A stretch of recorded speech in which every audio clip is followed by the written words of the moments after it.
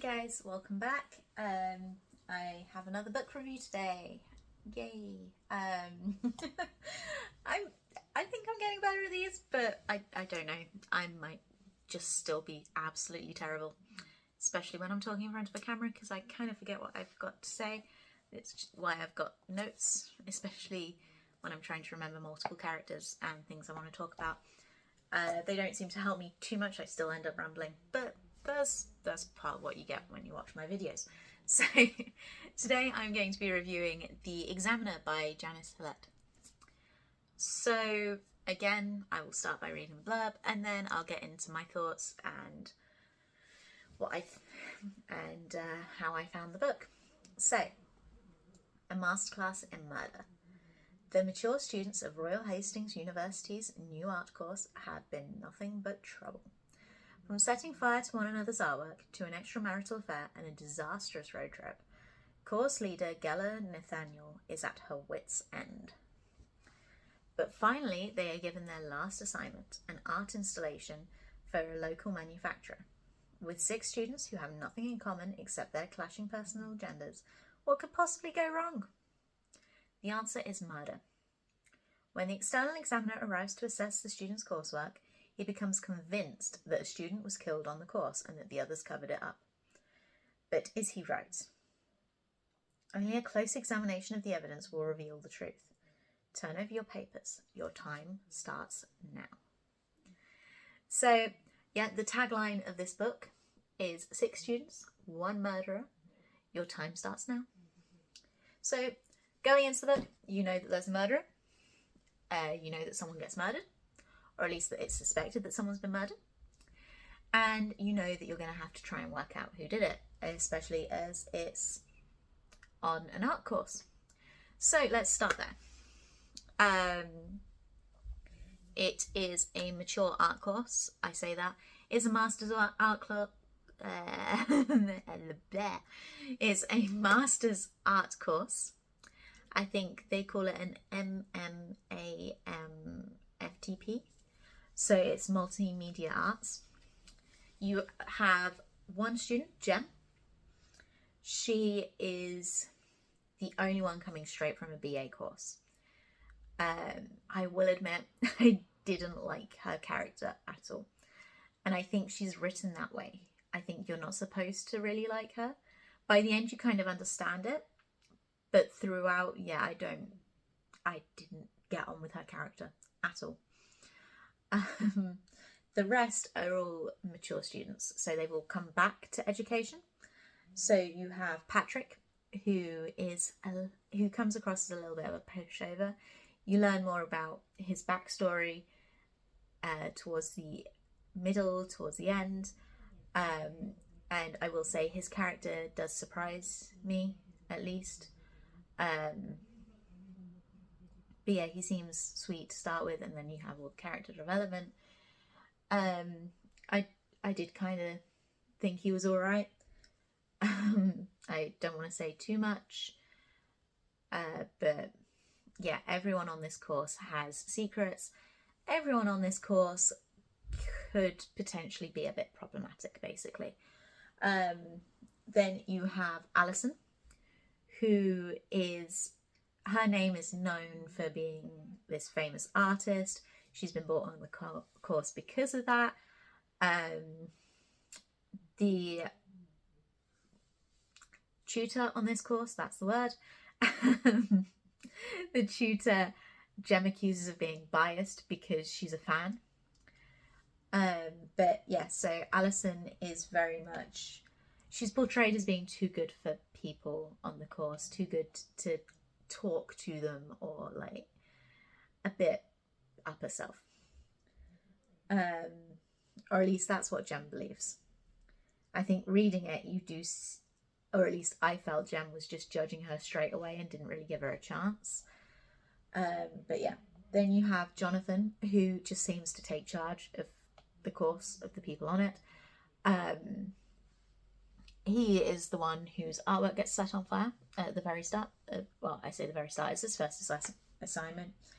But yeah, so he takes a leadership role. He's a bit more like chilled than a lot of the people on the course, but he does seem to manage everyone. I think that's the right word. Then you have Lucia, who is she's a single mum. Husband left her. She's got a sick mother. She turns in a lot of mitigating circumstance forms, so she's got a bit longer to do coursework, etc. She is also the only one who currently works in the art industry. So I feel like I should go back a bit because I missed something. Patrick owns an art store where he met the tutor of the course. Alison, like I said, is an artist. Jem just finished her BA. Jonathan, his family owns an art gallery. And he recently lost some family members. I say recently, I think at the start you're told it's 10 years. Lucia is, like I said, she works in the industry. She is a freelance artist. She does works on commissions and earns in her spare time. So that does take up a lot of her time, which means she can't always complete the assignments for the course on time, especially when she's looking after kids, doing her actual job and looking after her ailing mother. Then you have Cameron, who is portrayed as this burnt out businessman. I think he's working in marketing, or at least that's what they tell you he's doing. But yeah, he's doing this as kind of a therapeutic kind of thing. He got into it when he was stressed, and he's been told by the doctors that he needs to take a bit of time out. So yeah, you've got these 6 completely different people all forced together on a university course, which is what happens. You never know how personalities are going to gel, how they're going to clash until they're actually on the course. Speaking from experience, I got quite lucky with my group at uni. So our course, we ended up being split into 2 different groups. And for the most part, our group got on fairly well. There were some clash in personalities, definitely. But we had a great time, I'm not going to lie. But this group so while we had a couple people clash in personalities, because we had a couple big personalities, this group is made of big personalities. I think the only one who's a bit more tame is Patrick. He kind of tones it down and lets everything else wash over him. So yeah, you've kind of got very differing views, differing approaches, and that just seems to impact everyone's relationship. No one seems to get on with each other at all. So it makes for an interesting course. Then you've got I can't pronounce the name. They in the book they do talk about how to pronounce it. It's short for Angela. I was calling it Gela for a lot of it because they talk about it being a hard G instead of a soft, or vice versa. But yeah, my brain just wasn't having it. So she is the tutor on the course, and you can tell she's up for something from the start. I'm not gonna lie, like Hannah, the admin for the course, keeps pestering her for these forms throughout the book. And I will be honest, if I were Hannah, I'd be screaming at her by the end of it, because she's just not doing these forms and they are necessary. And every time she reminds her, she's got an excuse. And yeah, she drives me insane. She drives me insane. Okay. Sorry, it's been a long day. So where to start with this? I was a bit apprehensive when I first started reading it, actually, because I didn't realise it's laid out very differently to a lot of the other stuff I've read. So your first 2 pages are like this. I don't know if you can see. So you've got like a calendar with drawings around it, talking about the deadlines and when certain parts of the book take place. So you can kind of map out when everything happens. But then you've also got a letter from the examiner. And then I thought, oh, okay, it's just a couple odd bits. No, the entire story is told through written communication. So you've got the university uses this board called Doodle, where students can message each other, staff message each other. It's kind of like emailing and instant message all into one.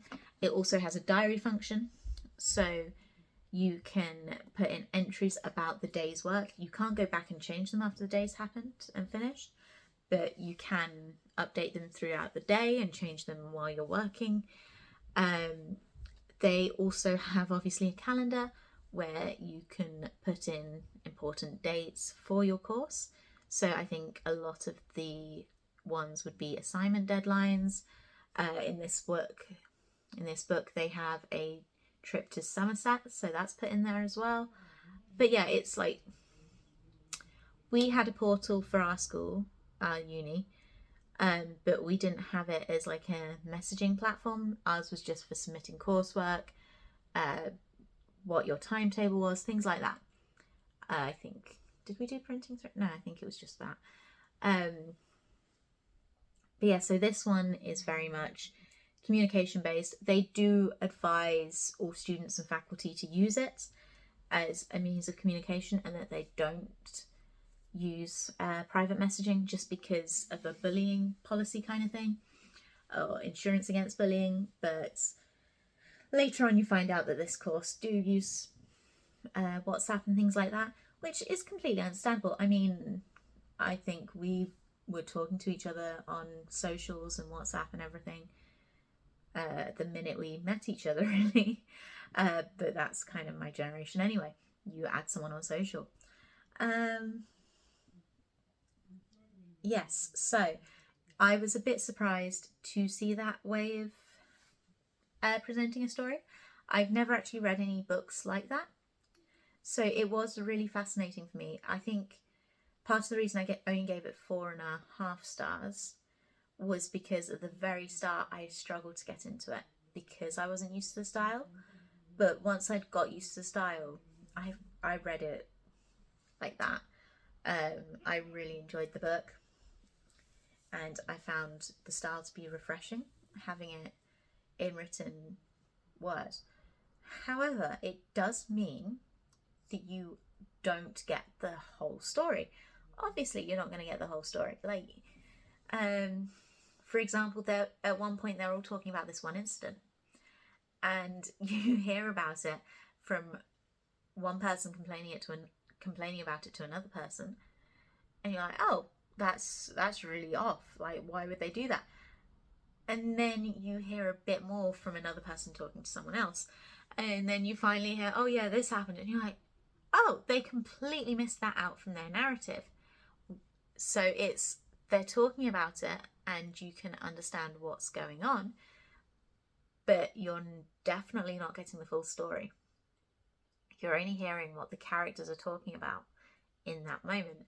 So you could think, oh yeah, this is going on, but it could be completely wrong. And I found that a really good mechanism to use in this, especially as it misled me a few times. I will admit I did work out who had been murdered in the book. I'd guessed that by the end. I'd guessed that by halfway through, I think. But I didn't guess how or why. So that was quite interesting to have someone actually manage to surprise me in something. I think that's part of why I really enjoyed the book, because I didn't guess everything, and I am so used to it being nice, easy reads with these crime thrillers, and knowing who the murderer is, who the murdered person is, why it happened. Like, I can generally work it all out by the time it's wrapped up. And even at the end of this, there were a few twists I hadn't seen coming. I can understand why I didn't see them coming, because obviously it's all through written word. You're not going to get every perspective. You're not going to see everything. But yeah, it was good to actually be surprised by that. My boyfriend's telling me that if I enjoyed that, I should read some of the horror, is it the horror books he's read or something like that? Because they use this trope quite a bit. But that isn't really my genre, so I'm a bit apprehensive about going into that. But that's beside the point. I'm reviewing this book at the minute. I should stick on that. Yeah, so I'd definitely recommend it. It's very different. It's not something I'd usually read in terms of layout, but I liked that. It was refreshing. It was interesting to see a different part of it. So the way you move, you don't have chapters. I just had to use each new message or piece of information as a different chapter, because otherwise I would not have been able to like work out where one started and where the other finished. I guess you could potentially use it as the different projects, because they've got assessments or projects, however you want to term it. It is an entirely coursework based course. So yeah, you have one going on, and then they move to the second, and then they talk about the final project, but then suddenly there's a third project, because it's all about preparing them for real life. So she's talking about having them work on two separate things at once, because in real life situations you would have to split your focus sometimes, and she wants them to be prepared. A lot of the assessments tell you a bit more about the characters. I think the second one in particular, they have to write about their past. They have to introduce themselves as if they're going to a job interview, and they have to talk about like, oh yeah, I can do this, I do this, this is where I've come from, this is a bit about my background. And that's kind of interesting to see how they present themselves and what they tell you about their past. That's the only way you would learn about their past in this book. And then you get to see the examiner's notes. So you get to see their tutor's notes on how they were graded, why they were graded that way, and how the presentation went. Yeah, I think part of the reason I didn't get on with Jem's character from the start is because she does seem to be a bit controlling. She seems to think that she's better than everyone in a way. Her opinions are the only right ones. She is very opinionated, but if you disagree with her, you're wrong. She sees things as black and white, very much black and white. And yeah, she just doesn't like other people being in control, basically. She needs the control, and she needs to prove that she's better than everyone around her. You kind of find out why later on. I think I've been over this. But it doesn't, in my opinion, it doesn't completely exonerate her. I don't know, people might completely disagree with me, and if you do, that's fine, that's your opinion.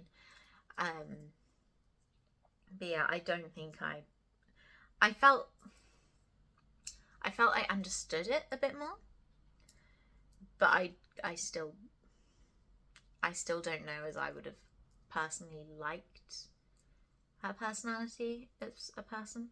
Her personality as a person. I don't think I would have got on with her as a person. Yeah, so their final project is for this big tech company, and it's talked about throughout the story. So they have to create one final big presentation that this company are going to use to unveil their new product. So they have a lot of radios, little gears, things like that. They have to create a multimedia presentation for this company. So one of their assignments is pitching it to the company. Another is creating it, and then they have to write a long essay about how it went, what happened, how it could have gone better, what their role was, and things like that. So each of them are assigned a role. Jonathan is the leader of the group. You have Jem, who's financial. Alison, I think, was creative or something. So I'm just paraphrasing what their roles were. Patrick was sourcing. Lydia was time management. Again, I apologise if I'm mispronouncing any names. I am trying my best, but if I only see a name written down, I struggle. And then Cameron Cameron's just a team member because he struggles to take a step back, or at least that's what the tutor says in her notes. Sorry.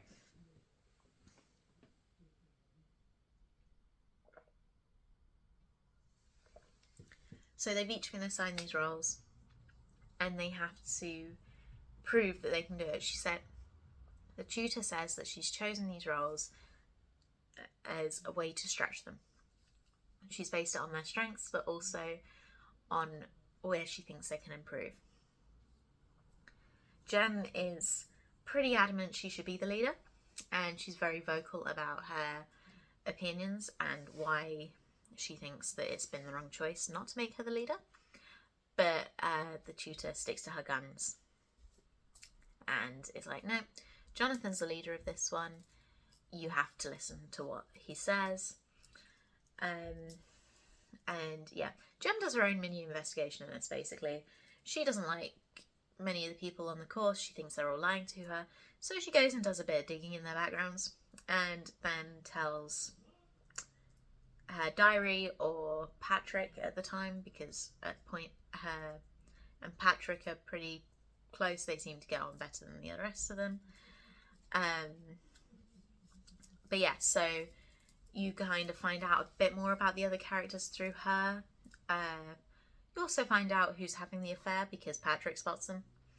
And yeah, it's really well written. I would recommend it. I can understand why it's a Sunday Times bestseller. If you are looking for a book that's a bit different, but still has all the kind of tropes of a crime thriller, murder mystery, I definitely recommend this, especially as you don't know who has been murdered or if anyone has been murdered, though I did give that away earlier. So I would definitely recommend this book. I think she's written more, so I will possibly go and check those out once I've finished my TBR pile. That keeps growing, and I don't care, honestly. I'm enjoying it. So yeah, go and read this book. Let me know what you think. If you've read it already, tell me how you rated it. Did you get on with did you get on with the different format, or do you prefer the more traditional one? So yeah, let me know in the comments. I'd be interested to hear your takes on it. See you next time. Bye.